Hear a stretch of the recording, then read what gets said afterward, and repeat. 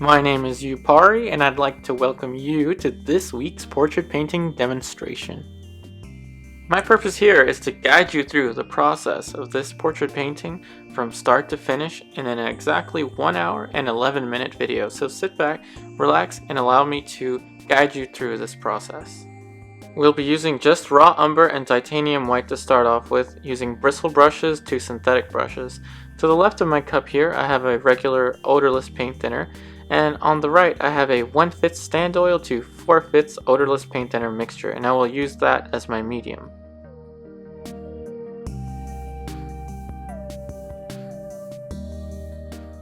Getting started, I like to use a clean bristle brush. I dip it in a little bit of my medium, dab it dry, and then go into my raw umber, but just a little bit of medium, about 5% medium to 95% paint.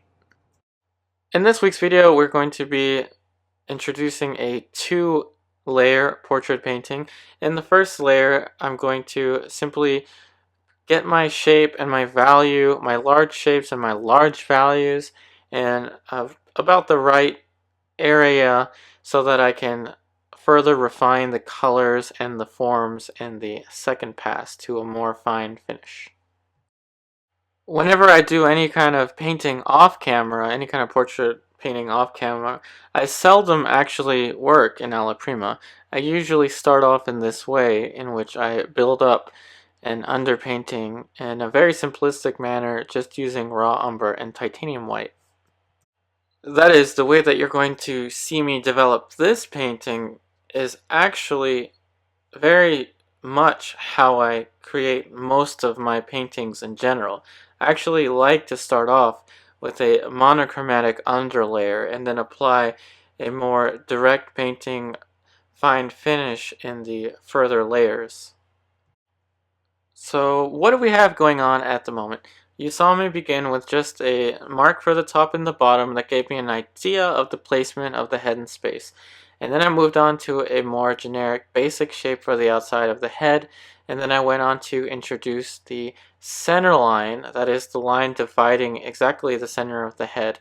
And then I started to indicate the axis of the eyes of the very simple shape, and then a little mark for where I think the nose is going to go.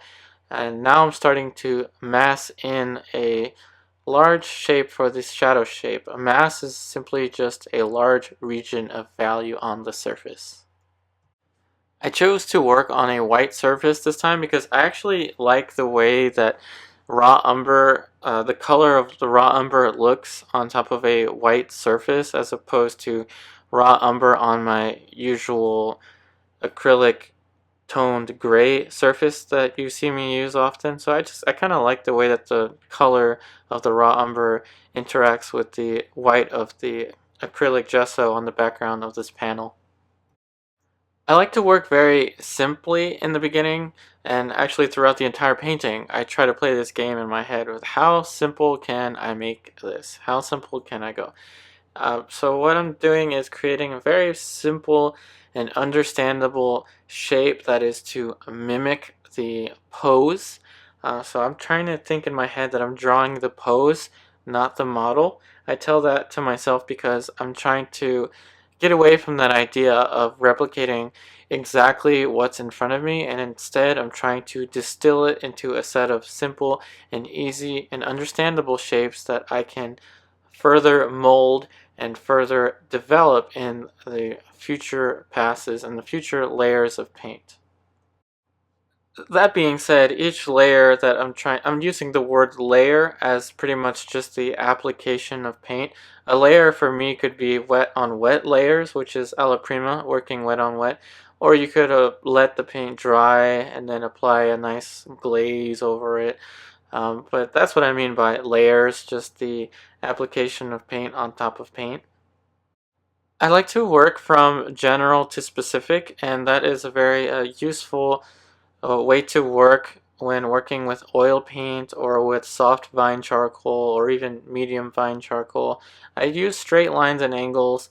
Sometimes I'll use that with my brush. I'll hold up a vertical or I'll hold up a horizontal using my brush, and then I bounce my eye back and forth from the model to the surface that I'm painting on.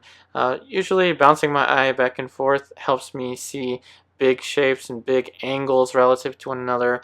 I'm looking at a vertical distance from the center of the axis of the eye to the bottom of the chin, vertical lines from the nose to the top of the center of the eyes, and that helps me see the shapes in a much more simplistic manner as opposed to, say, trying to trace it or copy it. Now, there's nothing wrong with tracing, there's nothing wrong with copying. In the end of the day, we get our shapes. If we get our shapes right, nobody will, in theory, no one will know how we did it.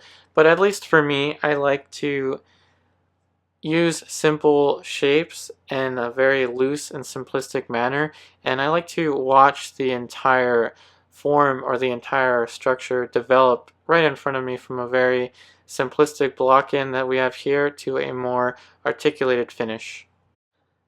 After creating a simple or a very simplistic linear block-in, that is a block-in with just light and a simple mask for shadow, I'm going to, on my palette, directly mix up a 3-value scale. I like to work in threes oftentimes because it helps me think clearly, and it helps me simplify where my values are in relation to the other values. So I have 3 brushes that I'll be using. So I pretty much will have a brush for value for these 3 values at the moment. I have my shadow brush, which has the blue paint, and then the mid-tone brush, which is the gray brush. I'm sorry, the shadow brush has the blue tape on it, and the darkest brush will have a black electrical tape on it. So that as I fill in the layers of paint, I will sometimes put in a value with a certain brush and then change that value with the other brush ever so slightly. But overall, when I work in this method of a monochromatic, a simple block-in, I usually like to keep a designated value for a designated brush. In the beginning, that was kind of weird for me, but then it just ended up saving so much time for me. Notice how rapidly I switched from my shadow brush to my dark brush. The shadow brush was for the side plane of the face that was in shadow, and the dark brush is pretty much just raw umber on the brush.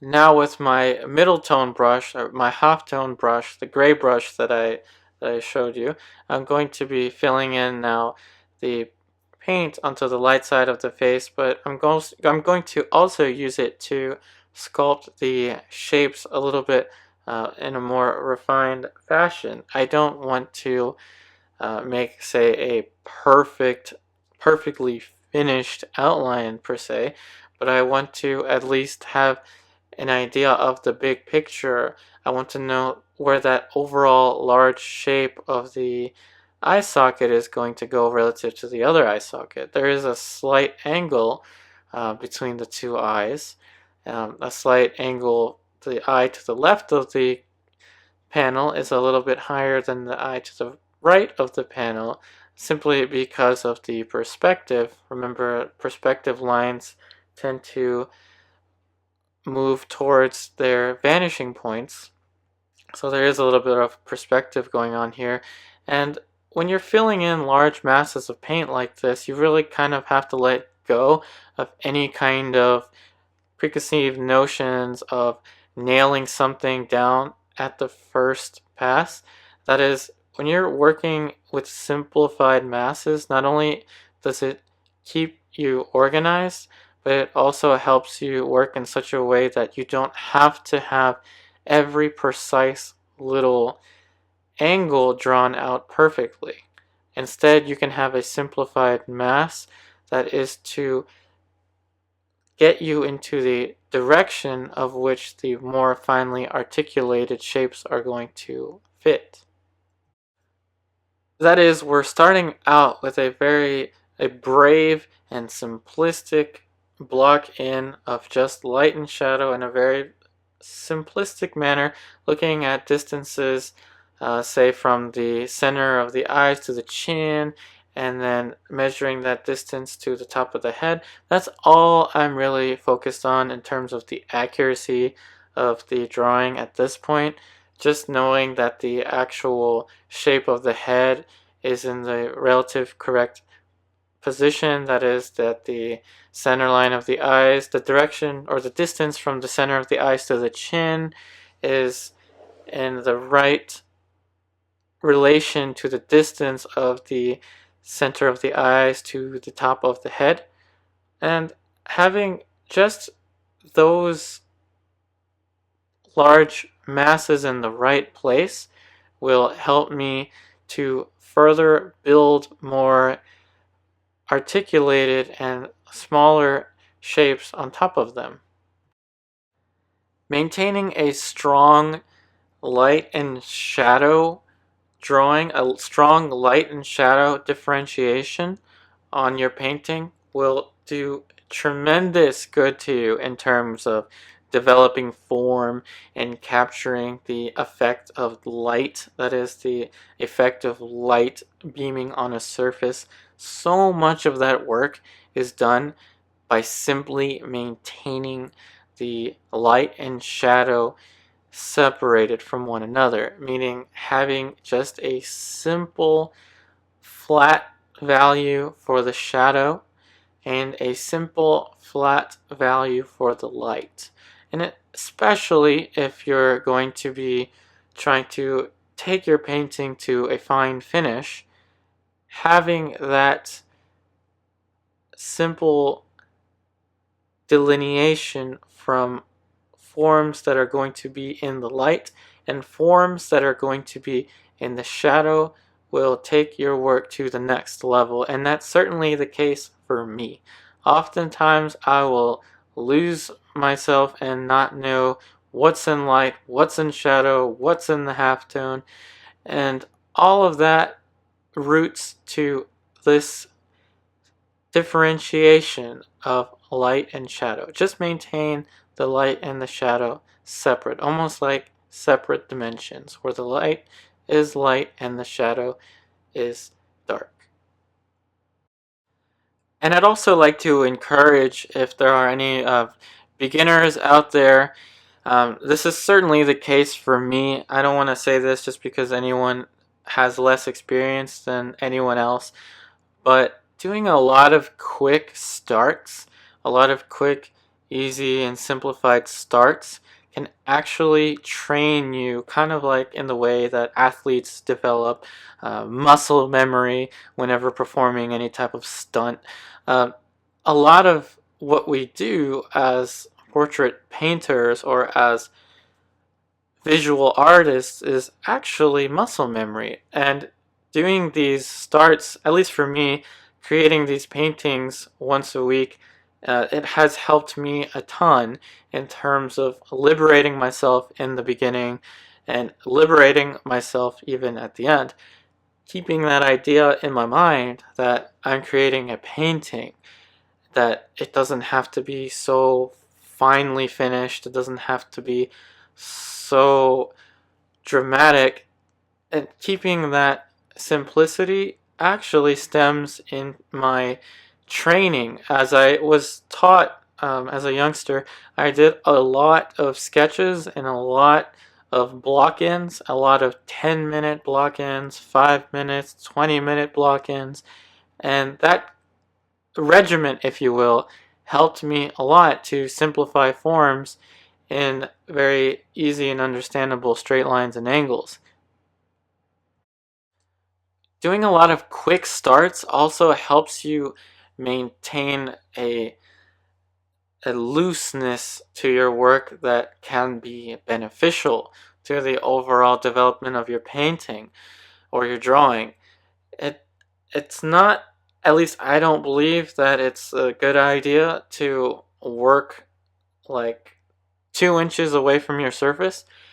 I've noticed, at least with my own work, that I have progressed by standing further away from my painting, keeping myself at least an arm's length away from the painting, and moving the brush using my arm instead of my wrist, although I do use my wrist a lot. You'll see me move my fingers around the surface, but using my arms and shoulders to move the brush, whether I'm mixing on the palette or I'm working on the painting, helps me keep myself at a good distance away from the surface. And keeping myself at a good distance away from the surface helps me see the simpler shapes with much more clarity.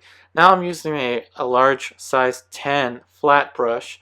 It is a synthetic brush, a soft brush, and I'm now going to be applying a value for the background and keeping myself at a pretty good distance away from the painting, even as I paint areas like the side of the face or anything like that, helps me get a bird's eye view, if you will, of the painting. Alright, now I'm going to be completing a 6 value scale on my palette. That is, we started out with 3 values, and now I'm going to add another 3 values to the value scale, but that's not to say that I'm going to use all 6 values on the painting. Instead, I just want to have some kind of order on my palette. The idea is that if my palette is organized, then the painting itself will reflect on that organization, that there will be some kind of clarity and organization on the painting. Doesn't always happen, but I like to have that clarity. Now, in terms of the values on the actual painting, I'm only going to be using a light light, a middle light, and a dark light. That is a halftone, a middle light, and a light light. I won't be nailing those values right away. I'll be developing the surface as I go, but for me, the most important thing to me is what the painting looks like from, say, 10 feet away or 5 feet away, as opposed to 10 inches away or 5 inches away, because to me, it creates that impact. I want to draw the viewer to my painting, and that's why I focus so much on the big picture. Now, what I was saying, the light light, which I'm painting now, and the middle light and the dark light are the 3 most essential value families on the surface of the painting to indicate the structure and the form of a 3-dimensional volume in space. It's important, however, to note that those 3 value families should be those 3 value families in the light should be well differentiated from any kind of value transitions in the dark. Now let's analyze what's going on in terms of the values of the painting. So I have a shadow and a light on the face, and that's how I started. And then I introduced the dark of the facial hair and the dark of the hair itself with raw umber. Mind you, raw umber is lighter than burnt umber, and burnt umber is lighter than straight up ivory black. So that's why I go with a raw umber, because I can use straight up raw umber and still have quite a bit darker that I can go in future layers. But in any case, in the dark of the face, the shadow side, I have just a flat value for the shadow and another darker value for the facial hair and the hair itself. And I have another value in the background, which is pretty much in the same family as the dark of the side of the face, if not just a little bit darker than the shadow of the face. And now with the light families, I have the light light that you see on the forehead and on the top of the nose. And then I have a middle light, which differentiates the top plane of the cheek. So now the cheekbone, or the zygomatic bone, creates a plane that faces the light more than the rest of the face. Think about it, if you're sitting on the beach, you're probably going to get more of a sunburn on your nose, your forehead, and on your cheeks, if of course you don't apply any sunblock, because those planes face the light the most. and we'll be receiving more light. So that's what I have in the light. I have the dark light that I'm going to introduce in a few more minutes, but for now I just have the light and the middle light that is on the cheekbone, and then I'm going to be painting in the dark lights on the planes that will be facing away, like the side of the nose and the bottom of the lower lip as it turns into the mandible. While I'm filling in these large planes of value, let's talk about their anatomical significance. So right now I'm applying a dark light to the bottom of the lower lip. A region between the lower lip and the chin itself is the ubicularis oris structure. Usually it creates more of a W-like structure, but I haven't gone so far with that here, so I just have a flat value for that. And the angle of the jawbone, or the angle across the mandible, is actually indicated by the dark of the facial hair. If you look closely, the angle of the facial hair is actually in the direction of which I believe that the actual jawbone is going to be creating, or the angle that the jawbone is going to be creating. And as I mentioned before, the cheekbone actually creates a definite angle and a definite plane change itself. The zygomatic bone actually creates a nice and defined angle that we can see here.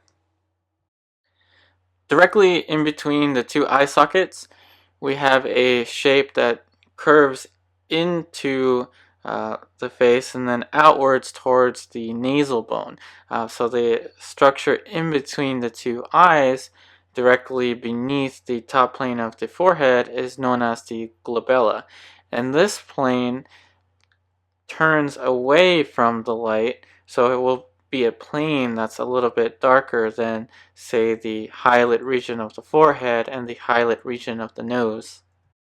And I'm also thinking of the zygomaticus major and minor wrapping around the side of the cheekbone, as you can see in this direction, and it creates a definite plane. Though I haven't indicated that plane yet, it will create a structure that wraps around the top plane of the cheekbone across the face, creating a bottom division or a bottom plane in this direction.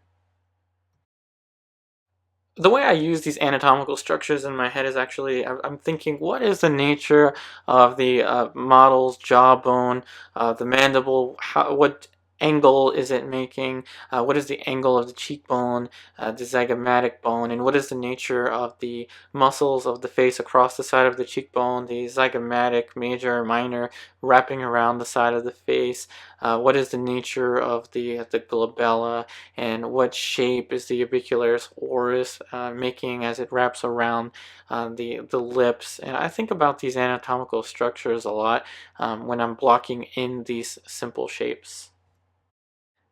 And with all that said and done, now I have a workable underpainting that I'm going to let dry for about a day and a half before working on it. But here is a glimpse of the actual transition from the first layer, which is the shape and value, to the second layer, which is color and form.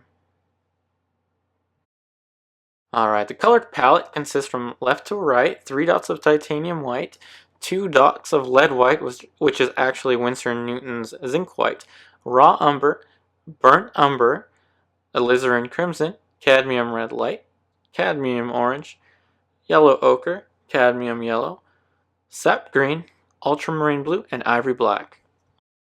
I'm going to be applying a thin layer of my stand oil paint thinner medium on top of the dry painting, and this is going to help establish the values that I had previously in the layer before, and also help me as I introduce more and more colors onto the surface. I'm going to be mixing up a value that's somewhat mid-value, similar to the base value that I had on the light region of the flesh tones, but I'm going to make it a little bit lighter and a little bit warmer. So I want something that's in the mid tone range that's a little bit warmer and fairly thin, but I don't want to thin it out too much. I'm somewhat whispering this flesh tone onto the surface, and I'm doing that because I'm sort of glazing in a way. Now I'm not going to be working in lots of thin glazes like a Vermeer, where you would build up your values in terms of thin layers, but instead I'm going to be lightly glazing on this flesh tone onto the surface, so that as I apply more and more layers of paint, I'm going to have more of a wet on wet technique, or more of a direct painting technique. That is, I will be applying layers of wet paint onto more layers of wet paint, and I believe that allows me to have more flexibility with my edge quality. I can get much more soft edges on the forms of the face and harden other edges if I want to, if I have a preliminary layer of paint, of wet paint on the surface. Now I'm going to be adding two more values onto my palette. Sorry you can't see it in the frame there. It's going to be a shadow color. I know that the shadow color is a little bit warmer than the gray underpainting, so I'm going to exaggerate the warmth for the first thin layer of shadow that I'm going to paint. So it's going to be pretty much just a mix of raw umber, burnt umber, and cadmium orange for the shadow side, and I'm refueling the flesh tone brush. So I'm going to be keeping a brush for the shadow and then a brush for the light as well, just as you saw me do with the underpainting. Just as I mentioned before, I really want a clear definition between light and shadow. Even though I'm going to be introducing more and more values on this layer of paint, I still want to have a nice separation between the simple shape in the light and the simple shape in the shadow. Here we are 27 minutes into the painting demonstration, and I just want to recap at what I had done previously. I created the underpainting, which was the first layer of this two-layer portrait. So now I'm setting up the surface now so that I can build up to the finishing pass. That is, I'm going to be introducing the smaller and more articulated forms a little bit later. And I just want to elaborate on why I'm doing this painting in this way. I'm creating this painting in two layers as opposed to a one layer, because I really wanted to take my time with the basic shapes. I really wanted to take my time with the proportions, and I wanted to take my time establishing that simplicity on the portrait, as opposed to trying to get the shape, value, and color correct all in one shot. And to me, it's a much more relaxing way. It's much more relaxing to work in a way that I can figure out my simple shapes, and I can take my time with the drawing, with the light and shadow shapes, studying the anatomical structures, and then setting myself up for a future layer where I don't have to worry about the proportions anymore. I don't have to worry about the large value relationships anymore. I just have to worry, or not even worry, I just have to focus on placing more exacting colors and further rendering the forms now based on the information that I left myself in the previous layer. I find that working in this way is also a nice transition from doing a bunch of alla prima paintings. It's nice to do a lot of alla prima studies, but if you want to figure out a way to further work on a painting past the alla prima technique, alla prima being making the painting in one day or exactly one sitting, a way to further refine on that idea of alla prima and direct painting is to do that monochromatic underpainting, getting just the most essential shapes and then layering on more paint in a loose fashion of which you can render smaller and smaller shapes. Now that I have that first thin warm pass on the shadow side of the face. Remember, I made it a little bit too warm intentionally. Now I'm going to throw in some of my sap green, ultramarine blue, and then I dipped into the yellow ochre and the cadmium yellow, and I'm still trying to build up this color. I'm making it more and more greenish now to try to combat the warmth, but I am going to leave the thin warm layer to show in some areas of the painting, just because I like having those little spots of warmth and cools against each other. Now I'm not going to exaggerate the cool tones too much, so they will probably be almost imperceptible to the eye, but just a little bit on the shadow side of the face, and I'm going to introduce some of it onto the uh, shadow onto the eye socket as well here, and then I'm going to introduce a little bit onto the nose as well, the shadow of the nose, but just a little bit of the greens to combat those warmer tones will help a little bit to create more depth. And now I'm going to further adjust the color on the side plane of the forehead. I see it a little bit warmer, so I'm going to add a nice mixture of cadmium orange, a yellow ochre, a little bit of alizarin crimson, and a touch of sap green to neutralize that saturation of those warmth just a tad bit, and then back to my alizarin crimson a little bit um, with my halftone brush still. And now I'm applying this color to the side plane of the forehead. Remember, I figured out my shape and value before, so now I have a little time to further articulate the color relationships. That is, I see now the corner of the forehead, the corner of the model's forehead side plane, to be a little bit warmer than or a little bit more on the yellow, ochre, orange side as it rolls across the side of the forehead. A little more on the orange, yellow, ochre side than the plane that's closest to the shadow side of the face. And I'm going to use that brush to push the edge of the hairline up just a tad bit.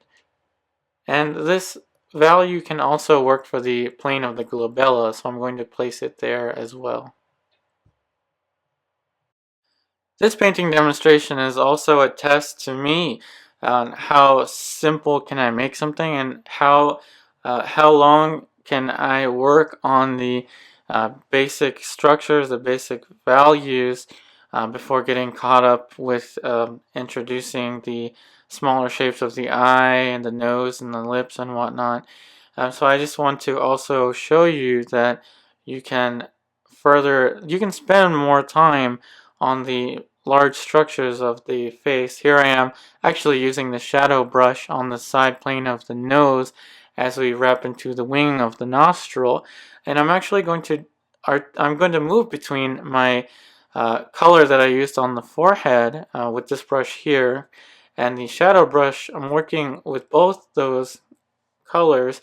I'm basically mixing on the surface to get that value and that color using the colors that were already on my light brush and my dark brush. I just want to show you all how far you can go with the simple large planes of the face. How far you can go maintaining that simplicity to get an image to read without too much information or too much, say, smaller shapes, not any eyelashes, no nostrils, no facial hair, nothing like that. Just the simple structures of the face. I'm definitely taking my time with this painting, to show you that defining those simple shapes really does help. And we will get into those smaller shapes, don't worry. We will establish the eyes, the pupils, we'll further refine the corner between the nostril, we'll put a little color into the lip, and we will figure that out. So what I did was place pretty much the final thin pass of paint onto the glabella region. Remember, the glabella region is around the mouth. It's the muscle around the mouth. So now that we have the whole face, or the whole surface of the face now covered with the simple thin pass of paint with just a few indications of the planes that I mentioned earlier, now I'm going to mix that value scale that you see me mix quite often on my palette. Now I like to keep a value scale on my palette even if I don't use all of the colors or all of the values, just so I have an understanding of where I am in terms of the overall value scale. Keeping this order on my palette is essential to me in understanding where I am in terms of the overall big picture, in terms of the lightest lights to the middle values and to the darkest dark. So now with the middle brush, I'm going to keep myself in that mid-value range, but I'm going to now play with the color a little bit. I'm going to be tinting it a little bit more on the cool side, so I added some more of my blues and greens. I see this side plane, I perceive this side plane to be a little bit more on the greenish tone, the gray greenish tone, yet still in the mid-value range. Still with that mid-value brush now, I'm going to be making a darker and a little bit more warmer color now using burnt umber, sap green on top of the colors that were already on the palette. And now I'm going to relate this plane of the side of the forehead to the plane that I painted earlier with that more orange uh, and yellow ochre that I had on the other side of the forehead. This side is a little bit more on the gray greenish side as it turns into the shadow side of the face. With that same value on the brush, I'm also going to introduce a darker tone on the glabella right now. You just saw me make that mark.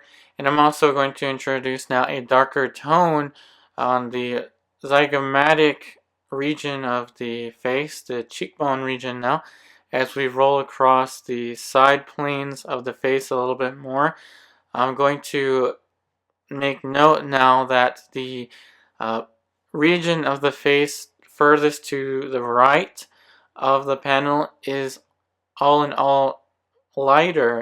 In general, it's more lighter than the planes on the left side of the face as we roll across to the shadow side of the face. So I'm going to be using that same brush now to further bring down those values. And then after that, I'm going to go back in and make a little more color considerations. But for now, I'm going to note that that region of the face is much darker, but it's darker because it's turning away from the light. So I'm not just making it darker because I see it that way, but also because I know that that structure is turning further away from the light as well. We also have a little halftone now across the eyelid now. I'm going to start to subdivide the larger planes into smaller planes now. Added just a little bit more of my yellow ochre and cadmium orange to the mix to bring up that value and to add a little bit more warmth to the eyelid as it wraps around and turns into the shadow. And I'm also going to use the shadow brush now to overstate the dark of the eye furthest to the right of the surface, and then I'm going to go back in now with the light brush with that cadmium orange and yellow ochre on the brush to push that edge back. Oftentimes in painting, you kind of have to lose an edge between a certain shape, like I'm doing right now. Sometimes you have to push that shape a little bit further than it is and then cut back into it with another brush and carving it, and sort of in a sense that a sculptor would do with a block of clay. And now with my light brush, I'm going to make a mixture of my lead white, a little bit of my titanium white, my ultramarine blue, a little bit of my ivory black to neutralize the chroma, and some more of the raw umber to further neutralize the chroma and to bring the value a little bit down.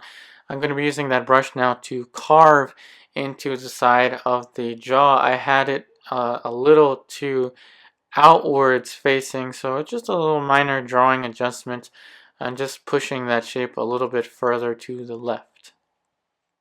With my dark brush, now I'm dipping into the medium, dabbing it dry just a little bit, and now going in with the burnt umber, raw umber, a little bits of sap green, and some of the ultramarine blue to create a nice dark that's not straight up black but pretty dark. And I'm going to use it now to carve a more refined edge now across the side of the model's face.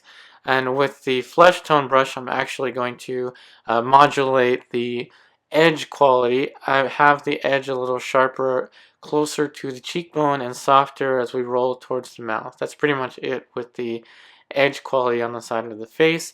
And with the dark brush now with that same tone, I'm just adding another layer onto the dark of the model's hair and the dark of the model's facial hair, and I'm patting it in to the left a little bit with my fan brush just so I don't have too much glare. So if you're ever confused at why I have that large brush there, that large white brush is a fan brush. It's pretty much a brush that just pushes the paint in a certain direction to reduce the amount of glare that I get. And now as I fill up the surface with paint, I'm going to be sculpting more and more planes now. I'm going to be creating a dark light, a more emphatic dark light now for the bottom of the lower lip, the glabella region. Remember, the glabella is that muscle that wraps around the mouth itself. It's a much darker value, and remember how we kind of have to push a boundary of a shape a little bit further with the intention of coming back in and carving it. That's what I'm doing. I'm pretty much carving right into the mouth, but I also noticed that I had the mouth a little bit too far down. Um, so it was a little too far down, closer to the chin than it needed to be. But don't fret, it's a simple correction.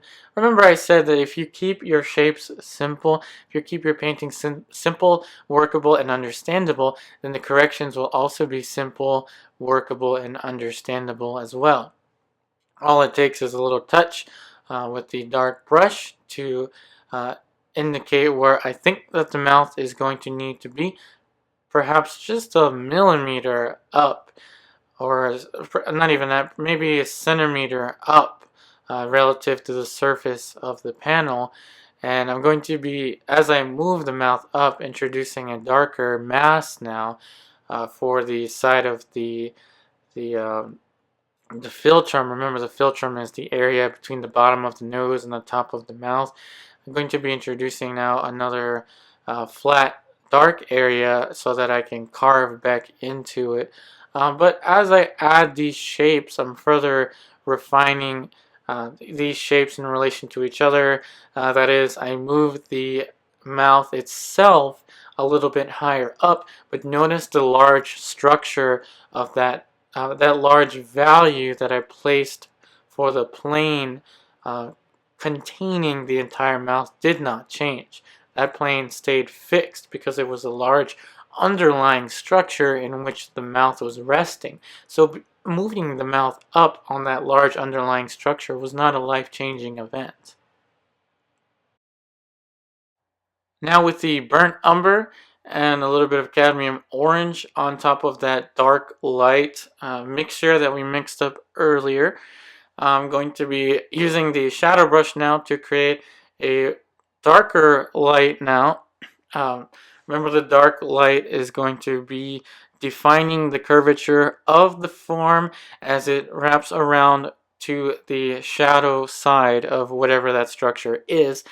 In that case, in this case, it is the nose. Now this dark light wrapping around the side of the entire nose. Here I am making a mark at the bottom of the bulb of the nose as we work our way. Now I'm going to flatten out the wing of the nostril. I'm going to flatten it out as I mentioned before. I will tend to carve over, I will overstate a shape with the intent of coming back in and carving a more refined shape into it, as I just did now with the wing of the nostril. Just a little touch now to bring back the shape of the wing of the nostril. But now I have that dark light across the side of the nose as it wraps around further and further closer to the actual shadow of the structure of the nose. As I further develop this painting and add smaller and smaller shapes, you may start to notice a trend or a pattern here. I tend to overstate a shape, and then I come back into it with another shape and carve into it and make it more of a well articulated shape. Notice I tend to blast out features, like I blasted out the wing of the nostril with that flat value, and then I brought it back um, with the lighter brush. And so as I mix colors and as I apply these smaller planes of the face, I should mention something that I oftentimes don't mention in my videos, and that is pretty much a subjective thing, but I thought I should mention it anyway. And it is the frame of mind that the artist maintains when creating a realist painting or a realist portrait. And the frame of mind is what should keep the artist, or what keeps the artist from destroying their painting or ignoring their painting or anything like that. The frame of mind that the artist keeps when working is a psychological state in which the artist is focused on the accuracy, focused on the structure, focused on the realism of the painting. Notice I'm making these plane changes now, more definitive now, and introducing more of the cadmium orange, yellow ochre, and lead white into this plane. But in any case, it's about keeping that frame of mind of I am studying and observing the shapes. I'm not going to take it personal if I make any kind of mistakes, though I know that's hard to do. I'm not going to take it personally if I make any kind of mistakes in my observation. I'm not perfect. I'm just trying to observe these shapes. Now listen to me as I tell you, this is what's going on in my head in a time like this. I'm just trying to study the shapes. So this is me basically talking to myself while I'm painting. I'm just trying to observe the shapes. What is this plane in relation to this other plane? I don't really care if I make this look pretty or anything like that. I'm just going to be getting my little size 0 round brush now to indicate where I think that the eyes are going to go. I kind of think that the left eye relative to the panel is a little further up than the right of the eye, at maybe about I don't know, half of a centimeter higher up. I'm not going to take it personally, so here is the frame of mind working here. I'm not going to take it personally if I place this mark in the wrong spot. I'm not going to take it personally if I overstate the dark of this eye and make it look like a Disney drawn on eye. I'm not thinking about that at all. So the frame of mind that's going on in my head is, all I want to know is where is the placement of the eye, that is the iris itself, in the actual structure of the eye socket. That's all I'm focused on. I'm abstracting the fact that I'm painting a person, and I'm more focused on observing the shapes and thinking about the anatomical structures in my head. I'm not keeping a frame of mind in which I'm trying to give this my all, kind of like a runner in a marathon racing towards that finish line, having tunnel vision at creating the most beautiful painting I've ever made. No, I'm just trying to keep myself at bay, study the shapes that I'm placing, using my little brush now, the dark size 0 round, with the dark light color added just a little bit more burnt umber into the mixture, now to further articulate the defined edge between the upper eyelid and the cavity of the eye socket. That's all I'm thinking about. I'm thinking about the placement of that structure rather than, is this a beautiful painting? I'm not thinking about that at all. And I do make many, many mistakes in portrait painting or painting in general, and I do get fairly frustrated sometimes. So that's why I should mention to you, while I'm explaining to you what I'm doing, I'm also trying to explain to you that frame of mind that the artist maintains in order to keep themselves calm and keep themselves honest and keep themselves working in a way that they can observe the beautiful shapes in nature without getting overly hung up on the aesthetics. The aesthetic will get there if you relax and take the time to study the anatomical structures of the face, and if you take the time to study the large and simple shapes.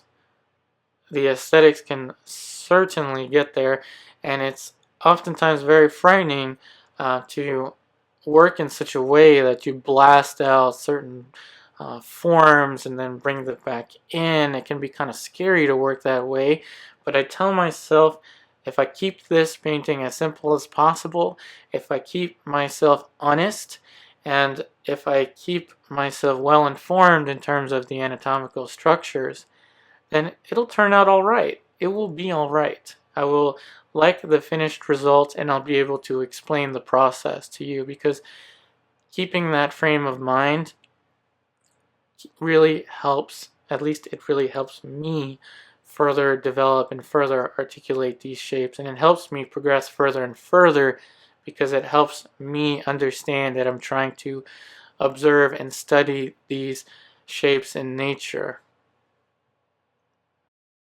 The next topic that I want to talk about, that I don't usually talk about in my paintings and I've been wanting to talk about for a while, is mistakes. Now, mistakes in life are a very real thing, and a mistake in a painting is also a very real thing. Now, I'm going to be multitasking a little bit here because I'm going to be explaining to you what I'm doing. I have the shadow brush with my tiny size 0 round, and I'm just further articulating the edge between the light and the shadow. Now with the white of the eye, a little bit of my raw umber, lead white, and some of the flesh tone into a separate brush. So here we go. Mistakes in life, I believe, are a stepping stone to success. For every mistake you make in your journey towards what you perceive as success, that mistake is a stepping stone that should guide you closer and closer to where you want to be, what position you want to be in, what job you want to have, what you want to accomplish in life is something that you strive for and you work hard, and it hurts to fail. It hurts to make a mistake. It hurts to place an eye in the wrong place. It hurts to place the nose in the wrong spot or the mouth a little bit too further down like we did earlier. It kind of hurts to make that mistake. But mistakes in life are a stepping stone to success, because you know that what you did wasn't what needed to be done in order to get you to that next level. What you did was not what you were supposed to do to get yourself into that next level. But keep that in mind. That mistake that you made, you don't have to repeat it, and you build on it. I had the mouth a little bit too far down, so I flattened out the shape back into the structure, the underlying structure of the orbicularis oris, and then with just a few brush strokes move the mouth back up. So that failure, that mistake in this painting was actually a stepping stone to success.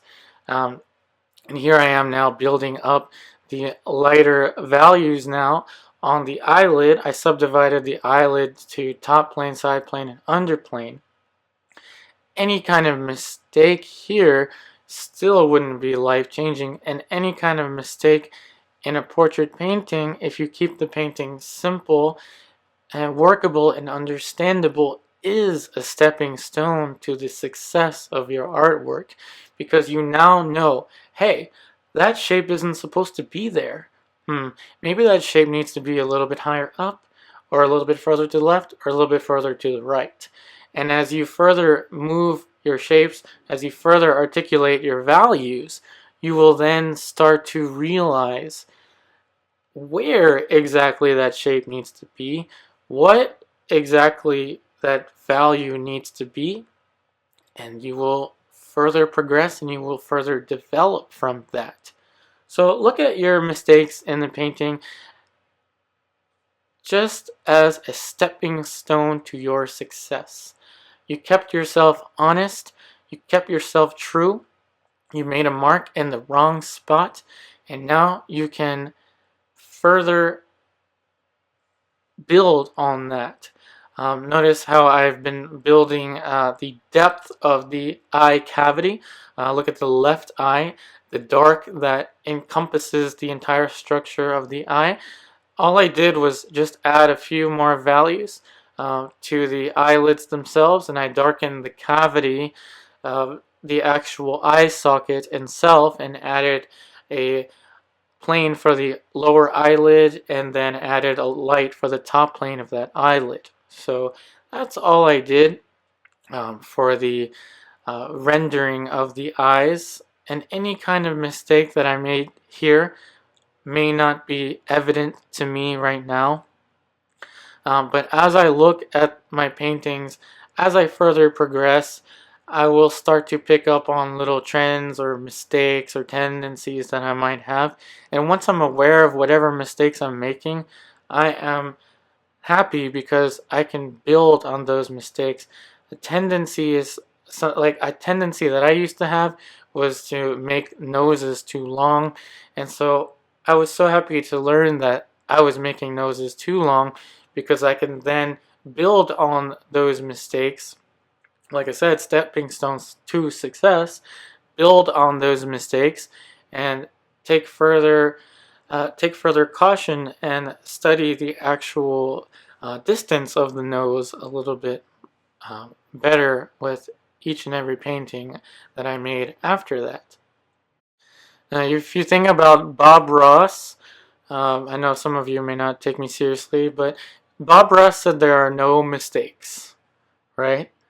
There are no mistakes to a painting, just turn it into a happy tree or something like that. Now, I'm not trying to ridicule him. I love Bob Ross. I love everything that he did, and his paintings inspired me. His work ethic inspired me, and his video series also inspired me to make these videos for you. Now, what happened every time? Every time any kind of mistake happened, therefore a tree appeared. In this case, any kind of mistake that happened, like the mouth had to be moved a little bit higher up, that was fine. Flattened out that shape, moved the mouth up, introduced more and more values to further refine the mouth. So had a mistake with the mouth, moved it up. Therefore, I have a now further articulated structure of the mouth. Kind of like introducing the tree, isn't it? But instead of making up an idea, instead of making up a landscape from your head, you're observing the structures that you're seeing in front of you, and with every mistake that you make, you learn from it and you build from it. Now with the painting, all I'm doing is introducing more and more light with the mid-tone brush. I should have used my other brush, but I used my mid-tone brush. That mixture was pretty much just cadmium orange, yellow ochre, and lead white. Now that's all that happened with that mixture. And so now I'm going to be mixing up a value that is in the middle range of my value scale, but is a little bit now more on the alizarin crimson side. I made it much warmer than the previous color that I had, and neutralized it with a little bit of the sap green and cadmium yellow, and darkened it a little bit with the burnt umber and a little bit more of the sap green. Now I'm going to further differentiate the color now on the side plane of the nose. Remember, we painted this value without thinking about the color initially, just thinking about what was the value of that structure. And now that I had that value, I want to further articulate the color relationship. It's a little bit more on the alizarin crimson, cadmium orange side, as opposed to the let's look at a similar area with a similar value. So now let's look at the bottom of the lower lip, the orbicularis oris region around the mouth. Now that value is dark. It's pretty much as dark as the side plane of the nose, but the color is much cooler relative to the side plane of the nose. The side plane of the nose is much more on the alizarin crimson cadmium orange side, so that's why I applied that mixture. So that was a little bit on how I relate colors to one another only after figuring out the value relationship. Let me reiterate here. The way that I think about portrait painting is in a very simplistic way of only shape, value, and color. And edge is pretty much what is between the shape. So close your eyes, picture a circle. Close your eyes now, or keep your eyes closed and picture a value. Now with that value, you can picture a multitude of different colors that could fit in that area. For any one region of value, there can be a multitude of different colors that can exist in that same value. But in the same sense, in any kind of shape, say a circle, a multitude, an infinite amount of different values can fit in that shape. That's why I think about it in terms of shape, value, color, because a shape can contain a value and a value can contain a color.